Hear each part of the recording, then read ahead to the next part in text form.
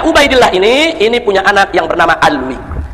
Inilah Habib yang pertama dari keturunan Nabi yang dikasih nama Alawi. Sebelum itu nggak ada yang namanya Alawi ya.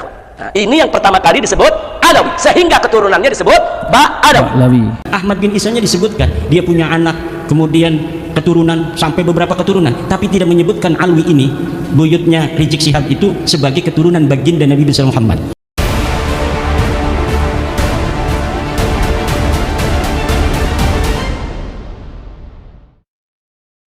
Nah, Ubaidillah ini punya anak yang bernama Alwi.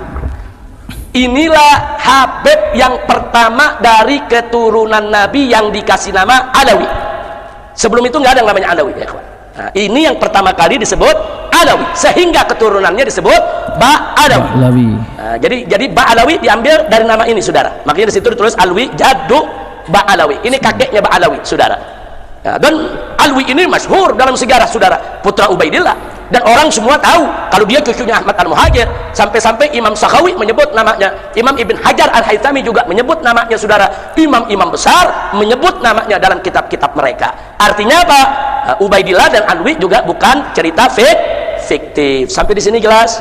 Baik, kita lanjutkan secara singkat. Dari Alwi lahir anaknya namanya Muhammad. Muhammad lahir lagi namanya Alwi. Nah, dikasih nama kakeknya Alwi. Jadi ada dua yang namanya Alwi, saudara. Nah, kemudian yang berikutnya, saudara, ada lagi Ali Khalid Ghassan.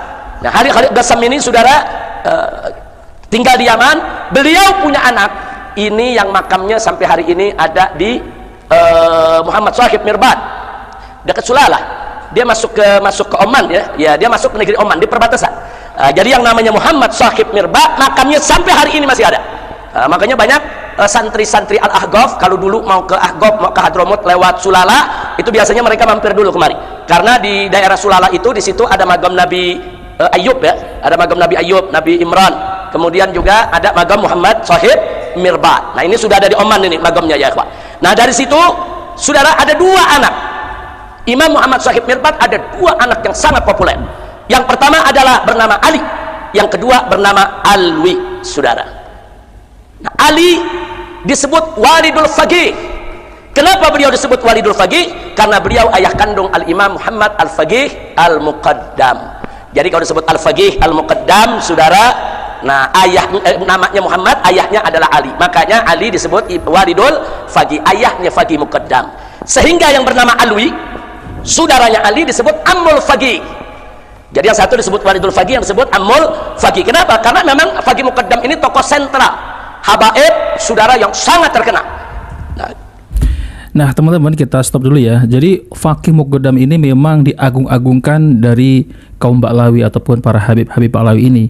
Karena katanya ya, teman-teman, Faqih Muqaddam ini itu mi'raj 70 kali dalam sehari bertemu dengan Allah Subhanahu wa taala. Ya kan, luar biasa ya, teman-teman ya. Itu menurut ya cerita mereka, bahwasanya Faqih Muqaddam ini memiliki karomah yang sangat luar biasa. Makanya Faqih Muqaddam ini adalah tokoh yang sangat dipuja-puja oleh klien Ba'alawi. Tapi kalau menurut penjelasan Kiai Imaduddin Al-Bantani ya, Faqih Muqaddam ini adalah sebuah tokoh fiktif ya, teman-teman. Nah, seperti itu nanti kita akan dijelaskan oleh Kiai Imaduddin Al-Bantani. Coba mari kita lanjutkan ya. Kemudian mari kita lihat. Dari Al-Faqih Muqaddam itu melahirkan tidak kurang dari 75 leluhur Ba'alawi. Hampir semua ada di Indonesia. Ini marganya. 75 leluhur ini 75 marga ya, ikhwah. Sementara dari Ammul Faqih itu melahirkan tidak kurang dari 15 leluhur Ba'alawi. Yang salah satunya adalah Azmat Khan. Nah, Azmat Khan inilah yang akhirnya melahirkan para wali songo. Ini saya sudah jelaskan dari tahun 2015 ini ya, ikhwan. Nah, makanya kalau Anda baca buku saya yang berjudul FPI, Dialog Amar Ma'ruf Nahi Munkar, saya cantumkan di sana nasab wali songo secara lengkap sampai kepada Pangeran Yusuf atau yang tadi disebut Maulana Yusuf oleh Kiai Qurtubi, saudara. Sampai di situ itu nasab tercatat, saudara. Nah, jadi supaya kita tahu, inilah uraian nasab para habaib Ba'alawi dan uraian nasab wali songo. Ternyata wali songo dan para Ba'alawi ini mereka bersaudaranya di mana? Mereka bersaudaranya satu datuk di Imam Muhammad Shahib Mirbad. Nah, saudara. Nah, baik. Nah, pertanyaannya sekarang, kenapa kok yang wali songo datuknya nisbahnya ke Azmat Khan? Azmat Khan itu terkenal di India, saudara. Nah, bukan di Yaman. Di Yaman waktu itu belum lahir itu Azmat Khan, saudara. Nah, jadi ceritanya datuknya Asmat Khan ini dari Yaman, mereka menjadi pedagang, saudara, di mana mereka melakukan perjalanan tijarah dari mulai Jazirah Arabia lewat Irak, saudara, lewat Iran, Afghanistan, sampai mereka tiba di India. Dan mereka di India, saudara, menyebarkan Islam yang dikenal dengan nama Sultan Abdul Malik, saudara. Sultan Abdul Malik ini datuknya Wali Songo. Dia sebarkan Islam di India, kemudian dia punya anak, punya keturunan, saudara. Nah, kemudian orang-orang menjuluki mereka ini Asmat Khan. Kita kalau dengar Khan itu biasanya dari mana? India. Ada Salman Khan, Shahrukh Khan. Nah, kan dari mana? India. Nah, kok ada Wali Songo bisa dari India? Bukan dari India asalnya dari Hadramaut. Datuknya hijrah ke India. Di India mereka menyebarkan Islam. Nah, teman-teman yang dimuliakan oleh Allah Subhanahu wa taala, jadi intinya ya Wali Songo juga diba'lawikan oleh Bapak Rizik Syihab ya, teman-teman. Nah, coba mari kita dengarkan ya, yaitu bagaimana penjelasan dari Kiai Imaduddin Al-Bantani tentang terkait ya Bapak Rizik ini, persoalan tentang nasab ya, teman-teman. Coba mari kita simak videonya. Buku khusus tentang mengungkap manuskrip-manuskrip palsu yang diberikan oleh Rabita Alwiyah, dalam hal ini via Rumel Abbas, itu juga ada semuanya. Semua apa yang telah mereka atribusikan sebagai manuskrip-manuskrip di abad ke-6, 7 itu ternyata semuanya palsu, dan kiai-kiai bisa untuk melihatnya di buku mengungkap manuskrip-manuskrip palsu Ba'alwi versi Rumel Abbas. Kemudian juga buku yang terakhir yang kemarin, sekarang ini orang-orang lagi mencari buku itu, yaitu buku yang saya beri judul Ulama Nusantara Menggugat Nasab Palsu. Orang yang mengaku cucu Nabi ini secara data di abad ke-9 Hijriah, 895 Hijriah, mengaku keturunan Nabi, kemudian mengurut nama-nama. Ali bin Abu Bakar, namanya Asakron nih, 895 Hijriah. Nama saya Ali bin Abu Bakar bin Muhammad bin Abdurrahman Asgar bin Maula Dawilah bin Ali Sahibud Darak bin Ali Al-Ghayyur bin Faqih Muqaddam bin Ali bin Muhammad Sahib Mirban bin Ali Qalikosa bin Alwi bin Muhammad bin Alwi bin Ubaid bin Ahmad bin Isa. Ahmad bin Isanya 345 Hijriah. Sementara di abad-abad itu sudah banyak kitab nasab. Di abad keempat katanya Alwi ini hidup 400 Hijriah, berarti abad kelima. Di abad kelima sudah ada kitab Tahdhibul Ansab karya Al-Ubaidili 435 Hijriah. Tidak ada di sana mengatakan Alwi ini adalah cucu daripada Ahmad bin Isa. Ahmad bin Isanya disebutkan dia punya anak, kemudian keturunan sampai beberapa keturunan, tapi tidak menyebutkan Alwi ini, buyutnya Rizik Syihab itu, sebagai keturunan baginda Nabi besar Muhammad. Ada juga di abad kelima itu kitab Muntaqilah At-Talibiyah karangan Ismail Toba-Toba. Ismail Toba-Toba itu 470 Hijriah. Tidak menyebutkan juga bahwa Ahmad bin Isa punya anak namanya Ubaid. Ahmad bin Isanya disebut dia punya anak namanya Muhammad, dia punya anak namanya Ali, tapi tidak disebutkan dia punya anak namanya Ubaid. Kemudian kitab Al-Majdi 490 Hijriah karya Al-Umari tidak juga menyebutkan Ahmad bin Isa punya anak namanya Ubaid. Ubaid punya anak namanya Alwi yang jadi Ba'alawi, nggak ada. Kemudian naik ke abad ke-6 yaitu 597 Hijriah karangan seorang pakar usul fikih, Imam Fakhruddin Ar-Razi. Beliau juga seorang ahli tafsir, punya kitab tafsir Mafatihul Ghaib, punya berbagai macam kitab sejarah dan lain sebagainya. Idza utliqal imamu fi usulil fiqhi fal muradu bihi Imam Al-Ar-Razi. Kalau dimutlakan nama al-imam, qala al-imam dalam kitab-kitab usul fiqh, itu maksudnya adalah al-Imam Fakhrur Razi. Beliau mengarang, menulis sebuah kitab berjudul Asy-Syajarah Al-Mubarakah, wa hasala fihi anna aulada Ahmad bin Isa al-Muqibin munhasirun fi salasati bani. Anaknya cuma 3. Siapa? Muhammad, Ali, Husain. Itu 597 Hijriah. Beliau menulis kitab itu. Wafat 604 Hijriah. Beliau punya anak murid namanya itu Al-Fakhri, juga ngarang kitab namanya Al-Fakhri. Al-Marwazi nama murid beliau, itu 614 Hijriah. Di situ juga disebutkan nama Ahmad bin Isa, dan tidak disebutkan Ahmad bin Isa ini punya anak namanya Ubaid, punya cucu namanya Alwi. Nggak ada. Mereka tidak disebut keturunan Nabi pada 614 Hijriah.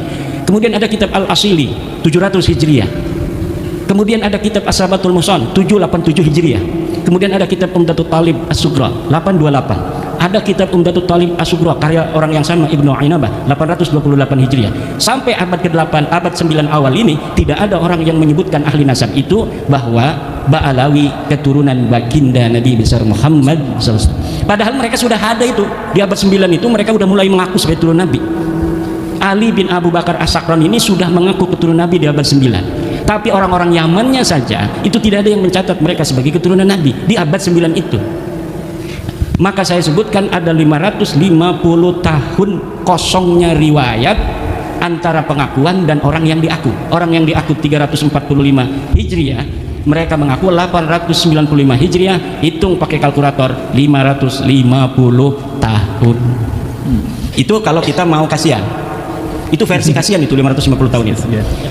Versi yang tidak kasihan dalam ilmu nasab itu, dalam ilmu nasab, sebuah kitab sejarah, la yuqaddamu bihalin ala ma yusbituhun nasabun. Ilmu sejarah, sejarawan tidak bisa didahulukan dari apa yang telah ditetapkan oleh ahli nasab. Sedangkan Ali As-Sakran ini ngarangnya kitab sejarah tasawuf dan amalannya. Maka walaupun ada susunan dia menyebutkan nama-nama sampai Ahmad bin Isa, itu sebenarnya dalam ilmu nasab tidak dianggap sama sekali. Adanya nama mereka itu muncul dalam kitab nasab, dalam kitab Tuhfatut Talib 996 Hijriah. Itu kalau dihitung 651 tahun. Cuma dalam kitab Tuhfatut Talib yang menyebut nama-nama mereka itu, Alwi sudah ada di situ tuh. Karena kan mengakunya 895 Hijriah. Kemudian 996 Hijriah ada masuk nama dia. Masuknya apakah berdasarkan maraji? Tidak. Orang yang mengarang kitab itu, Tuhfatut Talib, namanya As-Samarqandi, mengatakan, saya melihat fi ba'dit ta'aliq, dalam sebagian kertas-kertas ta'liq.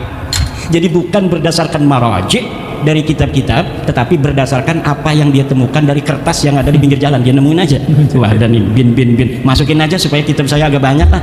Itu hanya begitu saja.